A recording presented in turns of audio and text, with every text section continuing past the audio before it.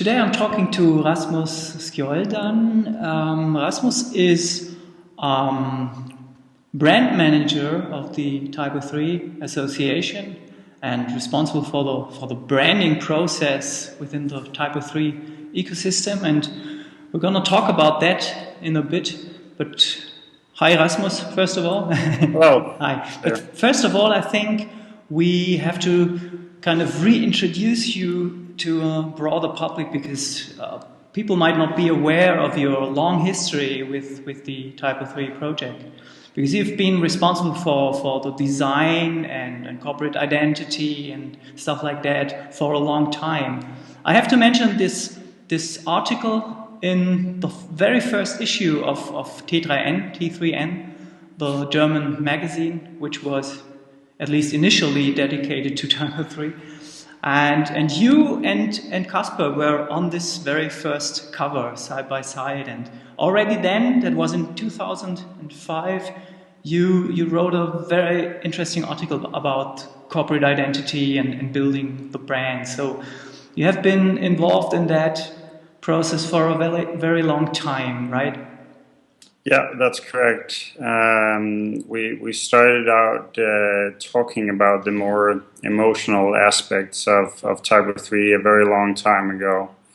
I was part of the redesign process, or redesigning the corporate identity way back in about 2005, 2006. You also were involved in the design of the logo, is that right? So the famous TYPO3 logo everybody is using today, appropriately or not, comes from the team you were heading back then, right? Yeah, that's correct. TYPO3 had I think actually two different logos before the current one. And the logo we were using before the current one was 3 layers of orange and blue and green. And we took on the task of redesigning the logo and the whole corporate identity to kind of simplify and strengthen the brand experience and the visuals in general. The logo was the former logo was a bit complicated and very technical looking, and we wanted something more emotional. I see. When I read the list of members of the design team in 2005, there are quite a couple of names I recognize, but also there are names I don't really recognize. So, I mean, in regard to continuity, are you, so to say, the hidden spirit of continuity? Because some people just, I don't know, dropped out or are doing something else today. Yeah, it's absolutely right that I'm trying to find or to establish what's consistent about TYPO3, not technologically, but in terms of branding and design and the user experience overall of TYPO3. Some of the other members of the original team, or one of the primary members was Ralph Ducarrois, who actually drew the logo and the share font that we use today. It's actually quite remarkable that an open source project has an own or a font for specifically designed for such a project. This is also mentioned in the article I talked about before. So everybody, it's online, this article, T3N 2005, first issue. It's definitely worth checking out. And I remember that the font is in that article too. So, okay, let's talk about the real thing now, the brand. So yeah. You've been really busy working on the corporate identity, on the brand personality of TYPO3. I read you wrote that you see branding as a strategic layer behind or maybe above, something like that, the whole project, maybe the whole TYPO3 universe. Maybe you can tell us a little bit about what you are doing there. Yeah, absolutely. the reason for kickstarting this branding project was that after we had seen that the corporate identity had been rolled out and had been used for a number of years, it was quite obvious that we were succeeding when it came to graphics, when it came to using the logo and the font and the colors. It's been really, really amazing to see how consistently it's been used by so many people with such limited control. You know, I see huge corporations having big difficulties in tackling the same thing that we've tackled without any kind of control, which is quite amazing actually. But so everything about keeping the corporate identity consistent has been pretty successful. Of course, there's been instances or cases where where we had to adjust things, but overall, when we look at it, it's really been very successful. However, it was also clear a couple of years ago that we consistently had a problem in finding images and finding out how to write text about TYPO3. So the branding effort is about giving directions and briefings to both designers and photographers and copywriters in how to express TYPO3 consistently. I see. Sorry. Yeah. Also about the strategic layer you mentioned, the brand book and storybook is about taking all the strategic levels of TYPO3 and kind of translating that or bridging that to something that we can use to brief designers and people communicating about TYPO3 in general. So it's kind of we just figured out that there was a missing piece somehow from the purpose and mission and vision levels of how we structure TYPO3 and to doing the actual applications and designing stuff for TYPO3 and typo3.org and everything. I see. Okay. One question that arises for me with what you're telling me is, how do you get everybody on board? Because if you design or if you work on an overall vision or a brand, you know what I mean, how do you get everybody on board? Don't we have a very diverse community? So it's not only about finding an archetype, which you will talk about later on, I guess, and building a brand. It's also a matter of involving everybody and getting everybody to share the same vision.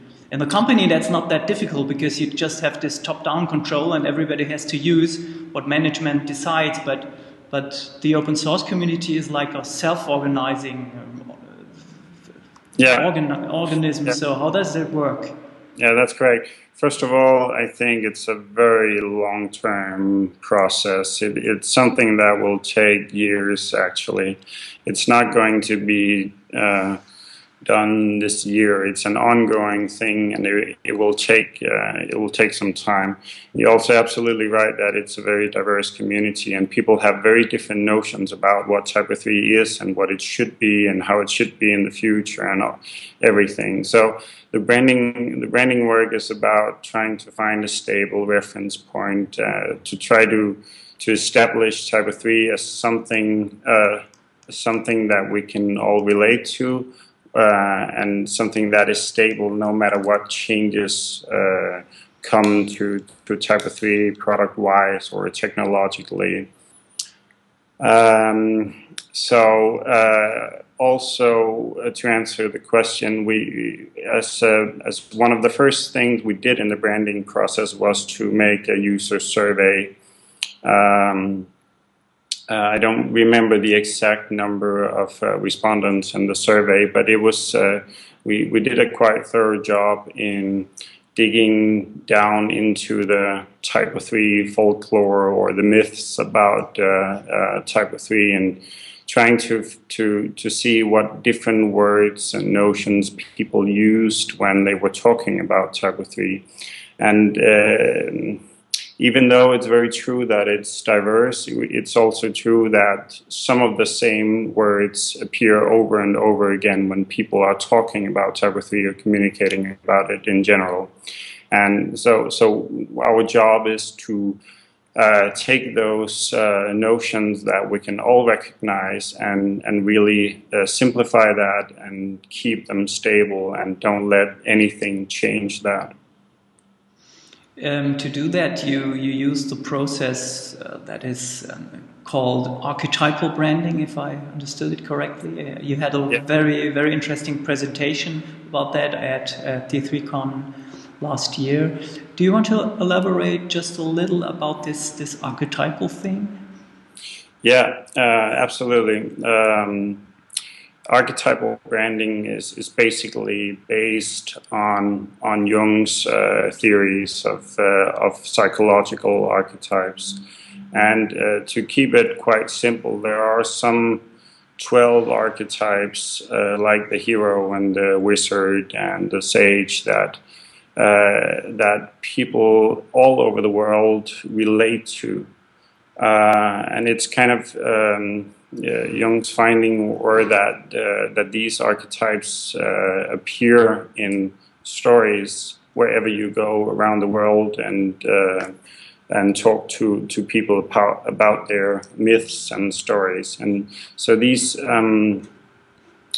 archetypes seem to be very consistent. Therefore, there's been a brand system developed that use some of these archetypes. So there are 12 archetypes that can be used in commercial or organizational entities, and among them is an archetype called the caregiver that we selected for TYPO3. This was all based on the thorough analysis we did before selecting it, and through reading all the respondents' texts from the survey. And so that's the thinking behind it, that you use these archetypal stories and personalities to make it easier for people to relate to you as an organization. So how does that work for me as a TYPO3 agency or somebody involved within the TYPO3 ecosystem? What can I actually do? What do you actually provide that I can use to get a notion and to really improve my writing? Or I mean, as you said, graphics-wise, it's rather simple. I know I cannot make the logo yellow and blue. That's it. But once I write a press release or an article or something, how do I use this branding thing? Yeah, essentially the first thing you have to do is to really truly understand that when you speak on behalf of TYPO3, it's not about your personal taste any longer. That's really the number one thing that you have to acknowledge, that when you want to strengthen the TYPO3 brand, then you kind of have to adhere to some guidelines and not just talk in any kind of direction you see fit from time to time. That's quite essential. After that, you can check the brand book and the storybook online to see the description of the caregiver archetype, but essentially to really keep it there are some notions that will be stable for a very long time as long as we use this branding platform. And understanding these few simple notions about structure and about excellence and about sharing, obviously, which is one of the most important notions of TYPO3. You should become, or it should become easier to communicate about TYPO3 when you understand that those basic principles. That those are the terms that we use and use to make other people understand what TYPO3 is about. Obviously, it's not as simple as just checking the corporate identity guidelines and see how you should scale or crop the logo or something very, very specific. Here you have to kind of understand the underlying thinking about the branding guideline. Is there a review process, at least for the beginning? Let me give you a specific example. I'm writing an article on T3Con 12 in Quebec together with Patrick Gaumont. He's the organizer. So this will be published on typo3.org. So it's kind of semi-official. What can I do? How can I make use of the branding book, of the storybook? I mean, it mustn't be something that complicates the process of writing by a factor of 3 or 5. You know what I mean? So what would be an easy approach to incorporate the things I find in the storybook or in the brand book? Yeah. I think what you should do is go to typo3.org and go to the page called the script under the brand and brand book, and read the text there and try to make your text fit those guidelines. It's definitely also possible to make me or Ben review what you've written just in the beginning to have some guidelines there, or have some help in formulating everything there. But apart from that, my job will also be to kind of contact people if I think it's in a totally wrong direction in terms of what will strengthen TYPO3 and or do the opposite of weakening the TYPO3 brand. Of course.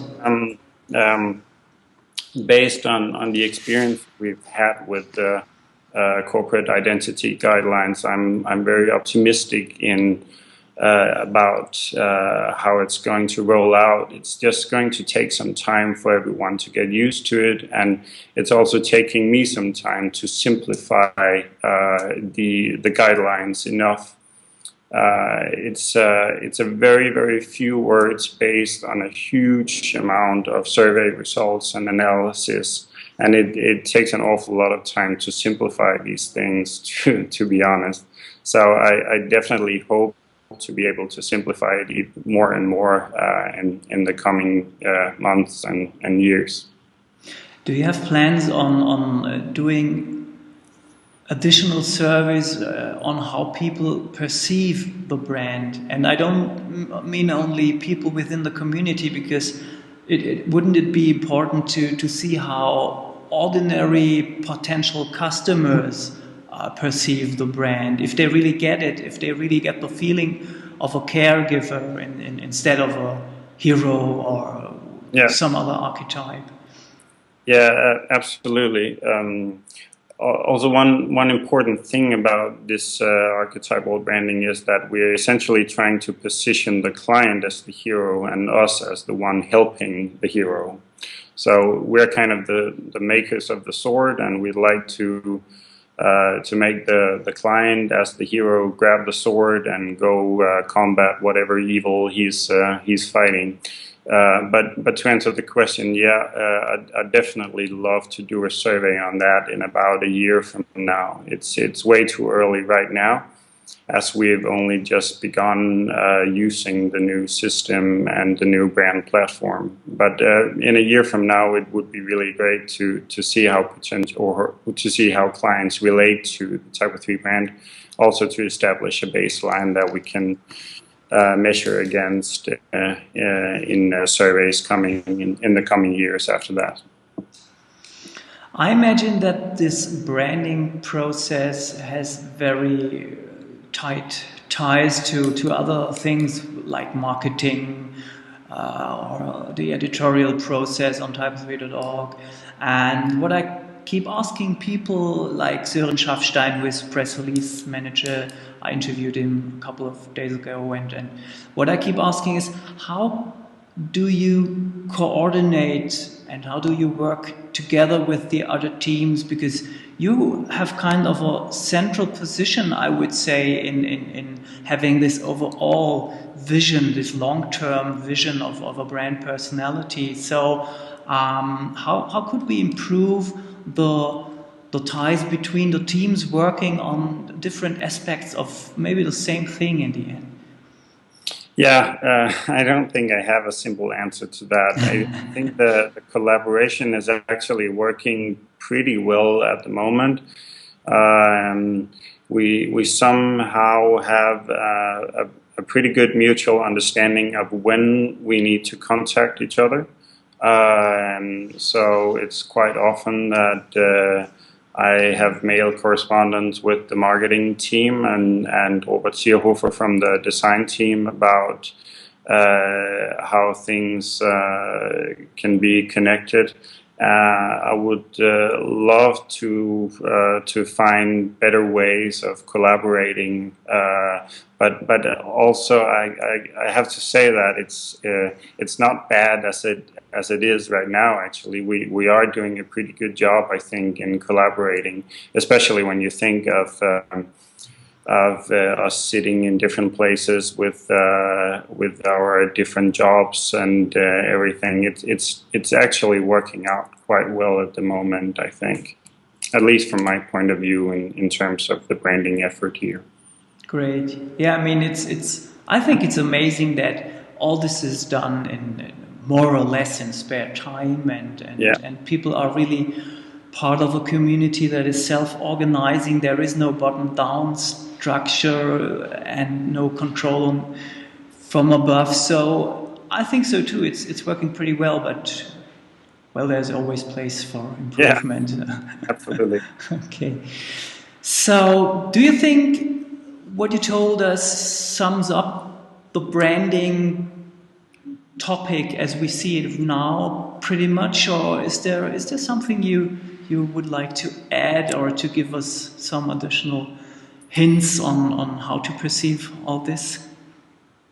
Yeah, I think I talked to Christian Juliansen about the caregiver brand at some point, and we talked about what kind of different images or situations could explain the caregiver archetype shortly and simply.